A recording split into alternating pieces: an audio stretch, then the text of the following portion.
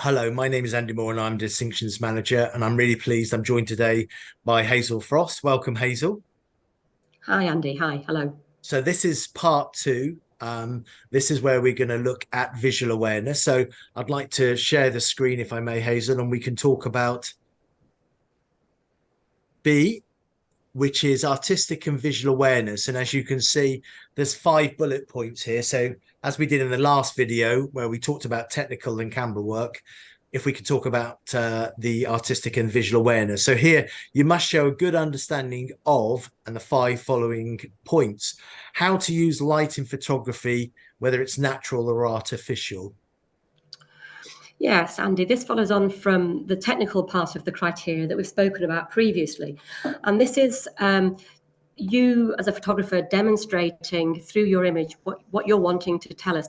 So it's not so much the technical exercise, it's what actually you're taking the image off. It's your subject, and it's your composition, it's your lighting, your storytelling, your creativity, all these extra words, terms, processes are being used to actually have you as a photographer influence the message that you're trying to tell us, and what lifts a photograph from being a technically accurate exercise to one that is showing that you're thinking and working as a photographer at licentiate level. So we're starting with lighting, and lighting basically underpins all of photography essentially, and it can enhance your image to a great extent. It can reveal textures, it can reveal details, it can evoke emotions, it can reveal shadows and highlights, and it can be used to really bring out characters and bring out drama. It can bring out quietness. There's all sorts of words that you can use to describe what lighting can do to your image.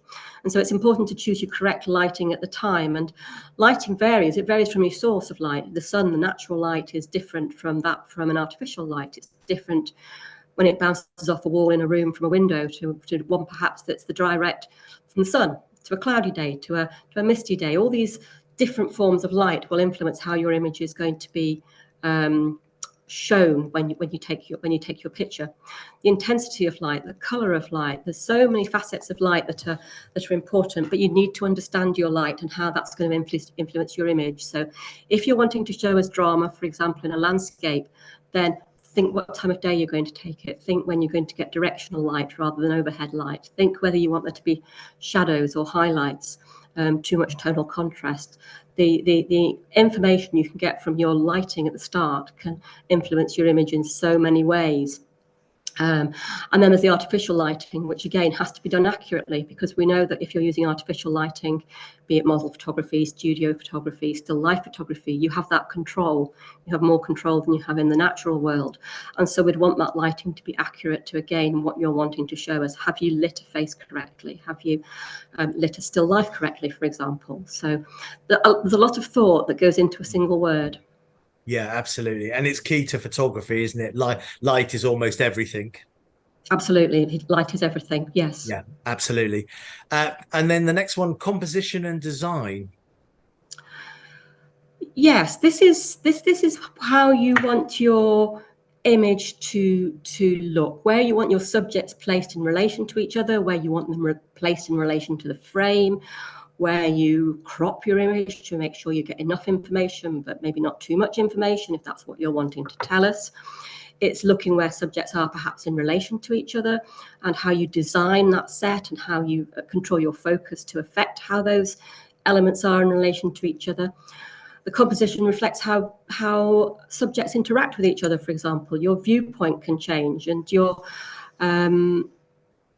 your frame can change, so you can zoom in and get a different image to one that's taken from further away. You can change your focal length, you can change your shutter speed. But these are all part of the composition and design that adds up to your image, from taking it, again, from a technical exercise to one that's showing that you're really thinking.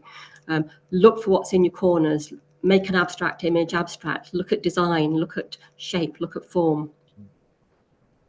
Yeah, no, I think one of the biggest lessons I learned when I did my licentiate before I took it is really about cropping, the skill of cropping, what to actually, take out, and then looking at the corners of my images. And it was a big learning curve for me, how important actually cropping is and how useful it can be by creating, by doing cropping that works for the image then creates a very good strong composition. So I always used to take more than I needed maybe in an image, and then giving me the opportunity to crop if I needed to.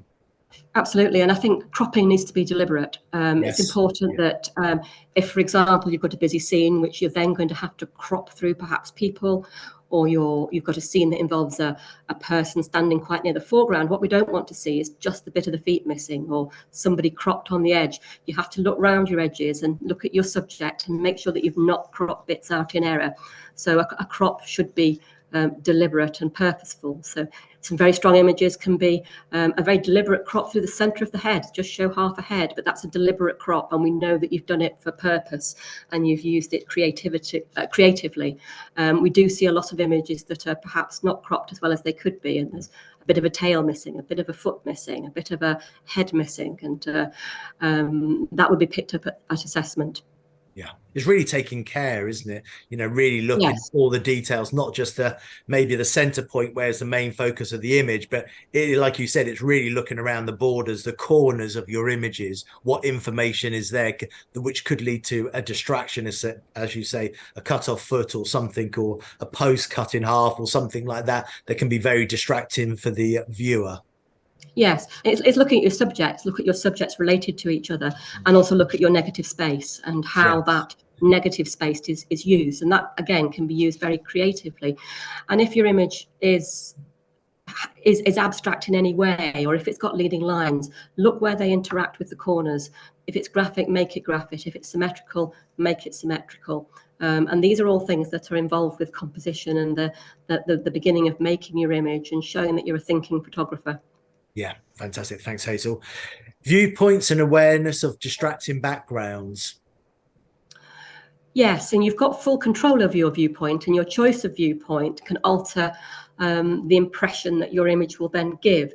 So an image taken at head height is very different from one that's taken from a low viewpoint, which can add drama, add another level of communication, to one that's taken from a high viewpoint, which is down on the subject and create different perspectives, different proportions.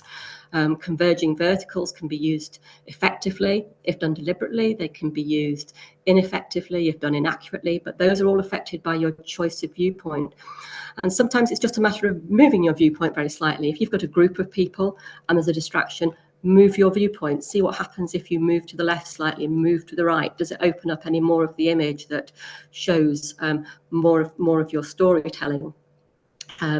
It's also important to think where your camera is in relation to your subjects. If you're too close, you're going to get distortion, you're going to get different depth of field. If you're further away, you're going to get compression of an image, which can, again, give you a different effect and can work very well and be used to a creative, adding that extra creativity to your image. And you mentioned the distracting backgrounds.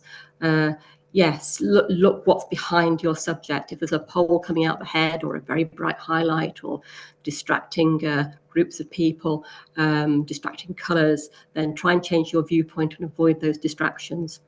Yeah, no, absolutely. And I remember when I was going for my licentiate, the advisor that was talking to me said my images were all 5'10", and he meant by saying that literally I just took them at my standing level. I never went below or I never went high, and it was amazing the difference I started to get when I started to get lower images, get lower down and start taking images from different angles. Then I started to realize that it opened up the creativity of my images rather than just standing still as such and taking an image from a certain height all the time.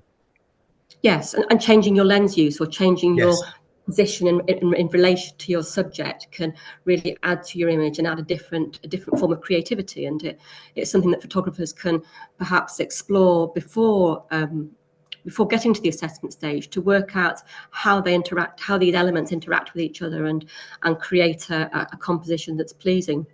Yeah, no, fantastic. Okay. The use of color or monochrome in relation to an image. Yes, I mean, we talked about that this a bit with the technical side of things, that we see panels that are in color, in monochrome, or in a combination of both. And the choice is really up to the applicant what they do. But the different mediums can produce different impressions, so different creativity. So you can get different emotions from different color palettes. You can have cool color palettes that might give you an impression of quietness, and we can see some very quiet panels, some very subdued panels, and that's all through the use of color and what color that applicant has chosen to show to us. We get some panels that are united by color. They have a limited color palette, and that brings together some cohesion. So use of color is can change the mood of an image. It can give a different emphasis. It can create a different emotion. And the same with monochrome. Again, monochrome is very much dependent on choosing subjects that are perhaps more graphic, perhaps more abstract, have more tonal contrast, relying on those kind of elements, textures and details rather than the colors. So it's choosing whether it's monochrome or color dependent on your subject and what you're actually wanting us to read from that image. Yeah, no, perfect. I think a mistake some people make is they think that we need a monochrome image in a panel to be successful. So a color image will be converted, but it might not be a subject matter that would be suitable to be monochrome.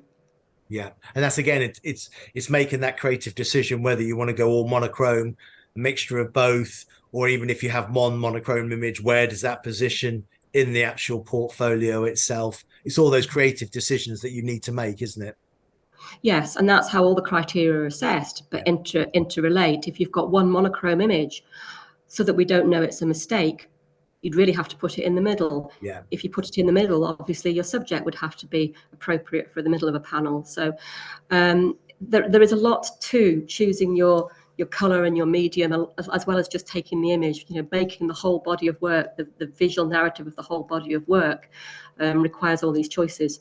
Yeah, and I think that's where a one-to-one comes into its own, because I think if you decided to put one image in, I think the assessor would ask the question why, and you'd have to work through it why you want to just put that one image. And that's where I think one-to-one advice with all these areas would be very invaluable. But I think certain ones where you make creative choices, I think that's where the assessor could really help you. And the last point on this one, the decisive moment, again, if applicable, so it wouldn't apply to every single image.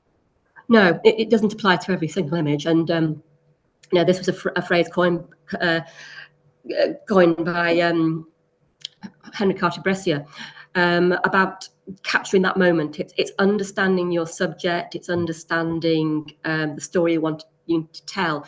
It's capturing that specific moment in time that's going to add a level to your creativity. So if, for example, you're taking a sporting image, wait till the ball's in the air. If you're wanting to capture an animal moving, wait until it's got 4 legs off the ground. Use that decisive moment to add elements to the story. And in order to do that, it takes time. It's changing your impact of an image. It takes time. It takes practice.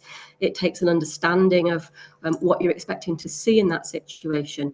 So to understand cricket, where the ball's going to go, you need to know the game, and you need to spend your time. You need to wait. You need to see which players are going to play. So that decisive moment can add an extra level to your image. And without that decisive moment in some of these situations, it can take away from that. We want to see that you've taken that time and that you have caught that moment depending on the story. It doesn't have to be something that's fast moving. It can be a moment, it can be a look between two characters, an exchange between two people, something happening between two animals, two birds. It's waiting until things align in the right place to give us those extra elements of your story. Yeah, no, that's absolutely perfect. Once again, Hazel, thank you very much. So that's B covered. That's artistic and visual awareness. And now the last 2 remaining videos, which we'll talk about, is communication, and we'll separate those 2. One will be visual narrative and one will be presentation. So I'll stop sharing my screen. Just to say thank you very much, Hazel. Really good information there, and I hope that will help applicants. And we've got 2 more videos to do.